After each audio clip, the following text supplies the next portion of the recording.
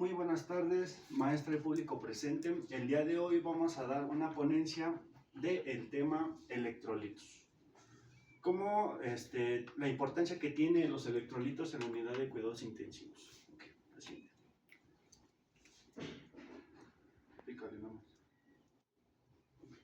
¿Qué son los electrolitos? Los electrolitos son sustancias minerales que al disolverse en el agua corporal se disocian en partículas de carga, pueden ser positivas o cargas negativas, las cuales pueden ser los cationes, que son como el sodio y el potasio, y los aniones como el cloro y el fosfato.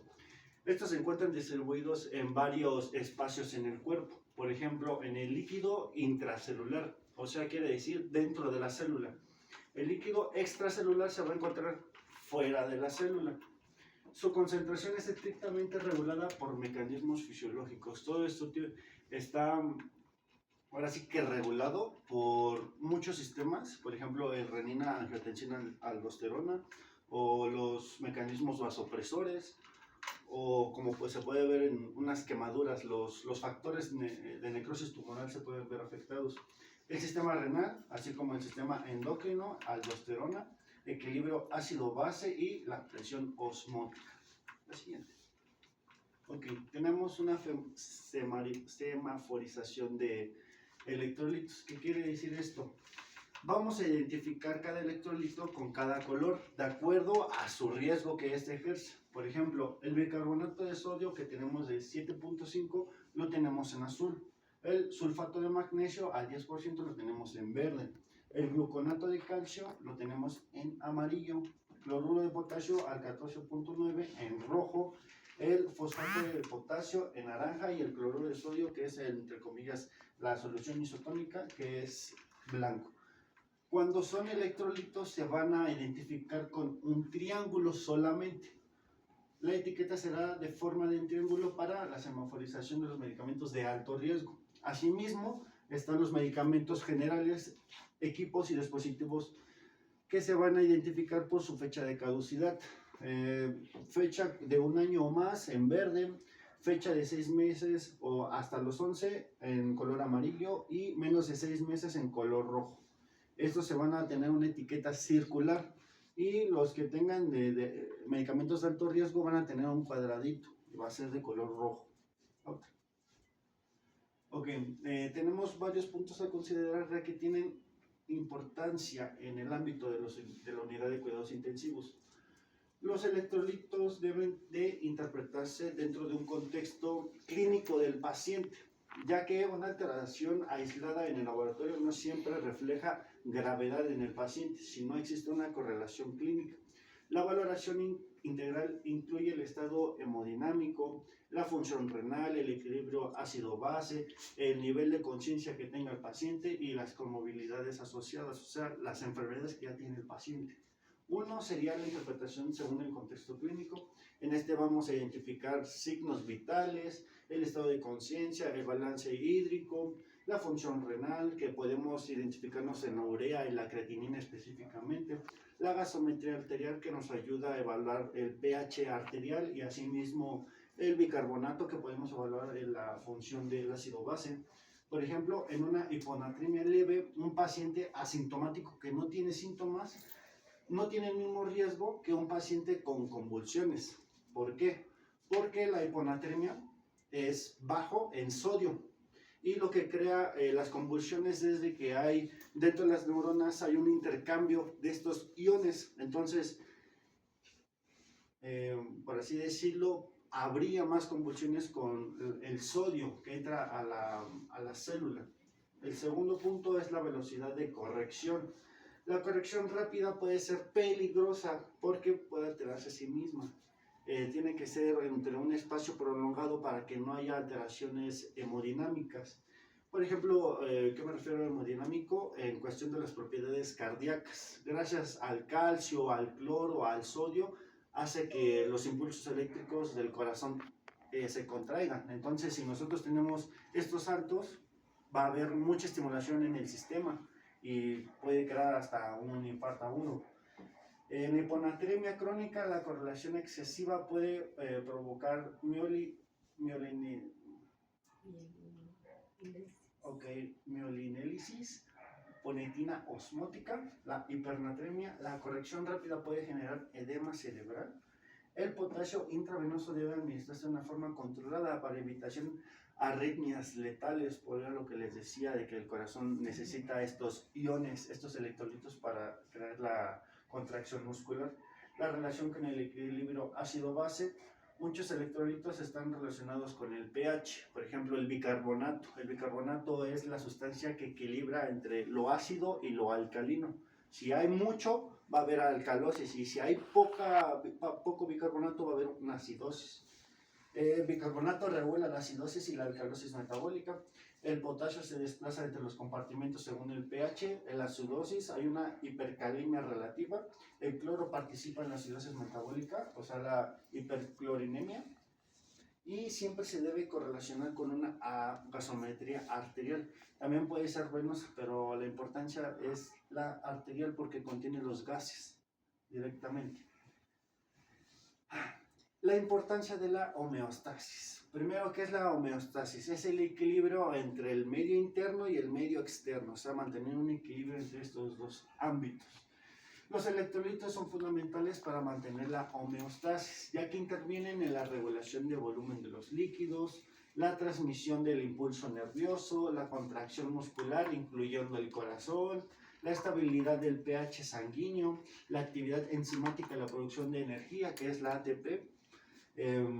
Cualquier alteración en su concentración de estos electrolitos pueden generar desequilibrios graves, ya que pueden afectar al sistema neurológico, al sistema endocrino e incluso al sistema cardíaco, y sin dejar a un lado el sistema renal. Hay varios mecanismos de pérdida en los cuales existen varios mecanismos de pérdida de los electrolitos. Tenemos 4 que son los más importantes. Uno, que es la vía gastrointestinal. Estos se pierden a través de la emesis, o sea, el vómito. Y los que más se pierden es el sodio y el cloro. Asimismo, también el potasio. En las diarreas va a haber pérdida de todos los electrolitos y no va a haber una buena absorción de los nutrientes. Va a haber pérdida de sodio, de potasio y de bicarbonato. La segunda vía es la renal. Puede ser por el uso de diuréticos que favorecen a la diuresis. La insuficiencia renal, ¿qué quiere decir esto? De que la función del riñón es filtrar la sangre, entonces ya no va a cumplir esa función y va a estar, ahora sí que, así como entran las cosas, así las va sacando y va creando un daño en el tejido. El síndrome nefrótico. ¿Qué es el síndrome nefrótico? El síndrome nefrótico es cuando hay una alteración en la nefrona en la cual hay pérdida de proteínas como la albúmina, que es la transportadora de medicamentos, de sustancias, es la proteína que más abunda en el cuerpo humano. Y si esta sale, va a haber pocas proteínas en el cuerpo, puede crear, por ejemplo, miólisis, que es destrucción del músculo. La 3 es la sudoración excesiva o cambios en la termorregulación. Puede ser la fiebre, el ejercicio intenso o un clima caluroso en donde te encuentras. Y por cuarto son las quemaduras extensas. Nosotros como personal de salud, nosotros tenemos que tener ahora sí que mucho apoyo con estos pacientes porque hay que administrarles medicamentos, hay que administrarles soluciones con volumen porque las células se deshidratan a final de cuentas y lo que necesitan es reposición de líquidos. Hay una pérdida masiva de líquidos y de sodio. La otra. Tenemos indicaciones para realizar la reposición de electrolitos. Se solicitan electrolitos séricos en las siguientes situaciones clínicas. La deshidratación aguda o crónica, especialmente secundaria a una enfermedad diarreica o al vómito persistente. Alteraciones en el estado de conciencia, convulsiones, confusiones o sospecha de hiponatremia o hipernatremia.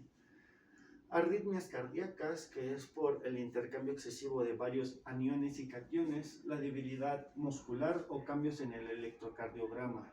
Sospecha de hipocalemia o hipercalemia, que es alto en potasio.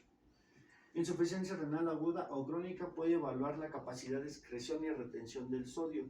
Lo que hace el riñón con las sustancias es de que retiene ciertas sustancias y deja salir al agua. Bueno, el agua lo deja salir porque el riñón tiene que reabsorber lo que le sirve y sacar, ahora sí que la pura agua, nada más sacar la pura agua, pero cuando hay afectación en el riñón, todo se barre, todo se sale y hay una pérdida de electrolitos y el problema es reponerlos. Posteriormente tenemos los trastornos endocrinos como el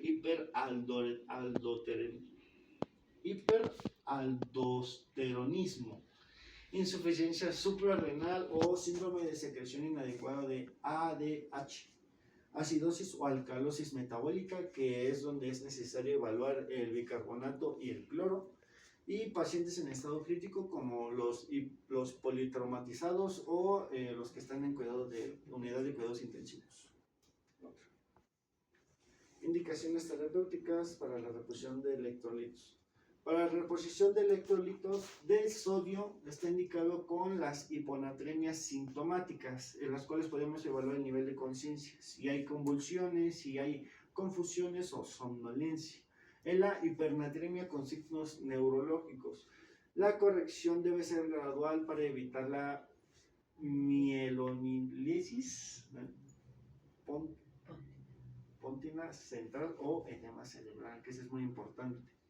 Reposición de potasio, que está indicada en la hipocalemia, que tiene que estar menos de 3.5 mil equivalentes sobre litro, especialmente si hay una debilidad muscular, hilio paralítico o alteraciones electrocardiográficas o como alteraciones en la onda U o en el aplanamiento de la onda T.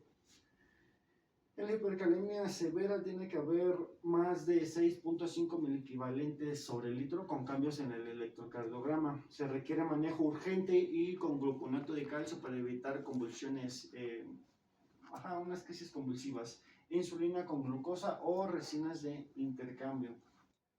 Reposición del calcio debe ser indicada con la hipocalcemia sintomática, que puede dar síntomas de tetanía, espasmo laríngeo, signo de Kobostek o Traseul.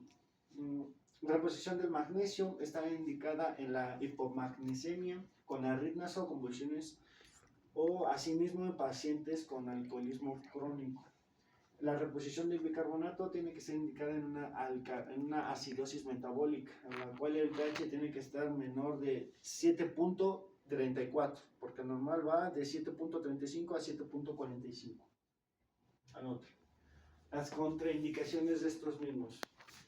Para la contraindicación del sodio, no podemos administrarla si hay una hipernatremia establecida, ya diagnosticada, que hay mucha elevación del sodio, insuficiencia cardíaca descompensada, el edema pulmonar, síndrome nefrótico, que era lo que les decía, que hay retención de sodio. Aquí lo que se va a perder, en el síndrome nefrótico se van a perder proteínas, pero los electrolitos se van a quedar estancados, que es el problema, que no se desechan. La hipertensión arterial severa no controlada y las contraindicaciones del potasio puede ser una hipercalemia, que esté por encima de los 5 mil equivalentes, insuficiencia renal, oliguria o aniuria, que es cuando ya no hay producción de orina, porque el riñón ya no filtra, ya no está generando esta orina. El bloqueo auriculoventricular avanzado, enfermedad de Addison no tratada. Contraindicaciones para la administración del calcio puede ser una hipercalcemia, pacientes digitalizados con el uso de digoxina sin control estricto, litiasis renal por el calcio recurrente y algo que es muy importante en el calcio, que haya una enfermedad que se llama síndrome de la gota o enfermedad de la gota. ¿Qué quiere decir esto? Es de que en pacientes masculinos, al momento de que ellos van a ir a orinar, les arde demasiado y puede tener, ahora sí que salida de sangre por la uretra, porque hay varios cristales de calcio y de cloro que crean, ahora sí que, como si fueran vidrios en la uretra y va rasgando. Eso se le llama síndrome de la gota o enfermedad de la gota por el calcio. Contraindicaciones para el magnesio es la insuficiencia renal severa, bloqueo cardíaco y la hipermagnesemia. La fisiopatología de la deshidratación.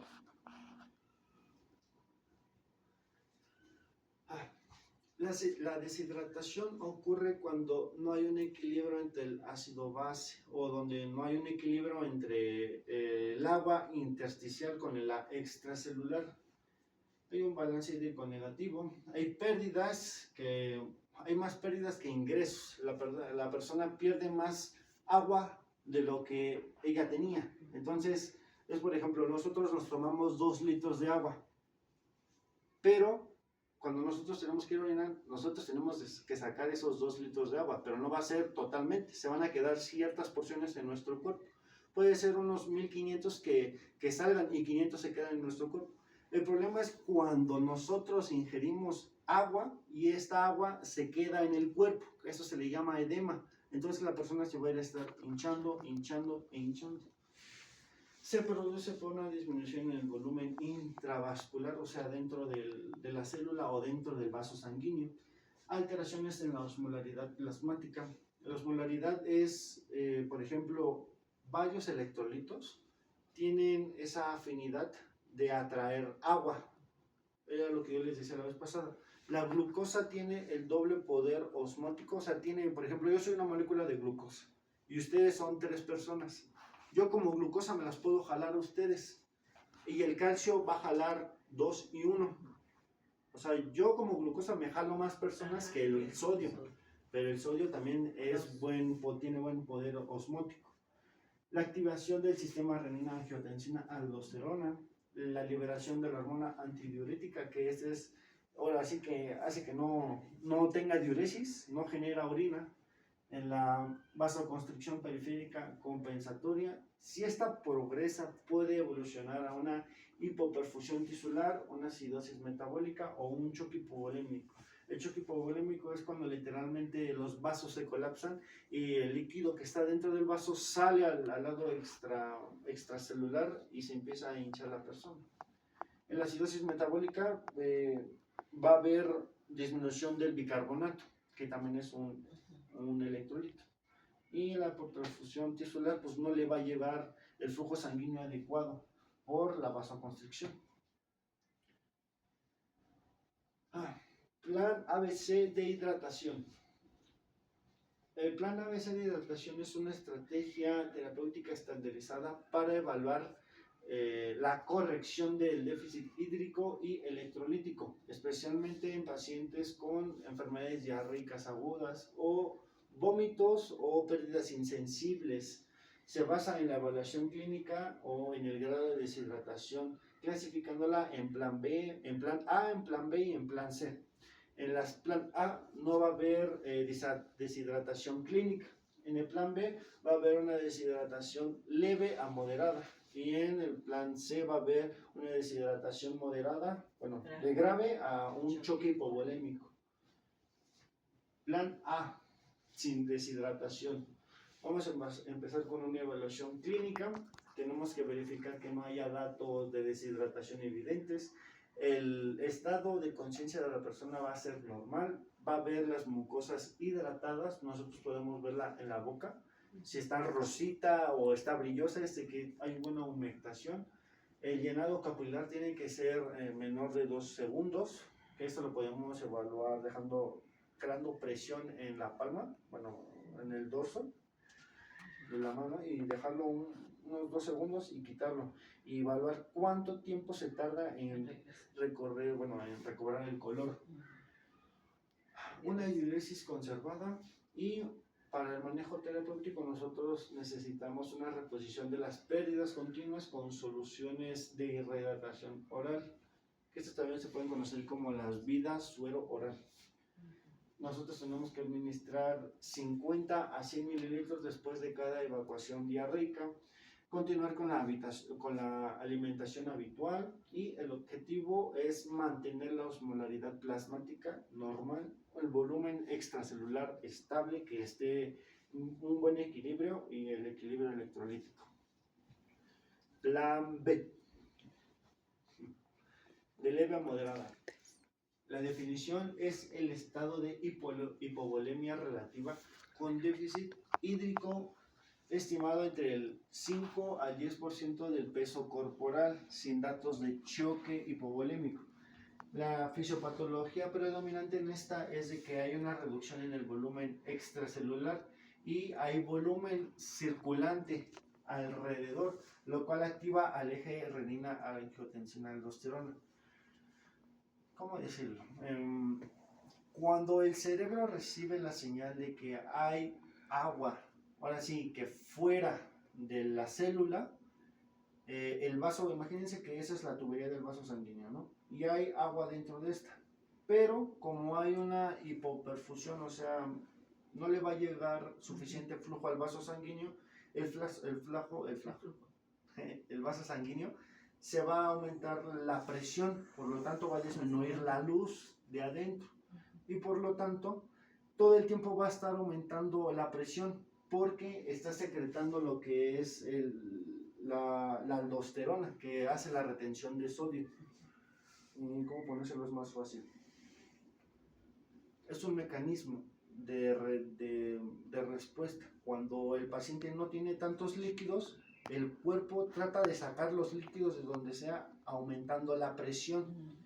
Porque el cuerpo lo recibe así como, es que no me está llegando el suficiente flujo a este órgano, tengo que aumentar la presión para que llegue más fuerte. O la poca agua que haya, tiene que mandar la compresión para que llegue a todos los lados. Eso es lo que pasa con el sistema cuando se activa. Va a haber una vasoconstricción potente todo el tiempo para incrementar la presión y de que no se pierda ese flujo en los órganos. El otro ya. Plan C, no pasó. Plan C de grave a choque hipovolémico. Definición: la hipovolemia severa con compromiso hemodinámico. Hay un riesgo inminente de choque hipovolémico con un déficit hídrico que puede llegar al 10% del peso corporal. La fisiopatología predominante: hay una disminución crítica en el volumen circulante efectivo con una reducción del retorno venoso y así aumentar el gasto cardíaco.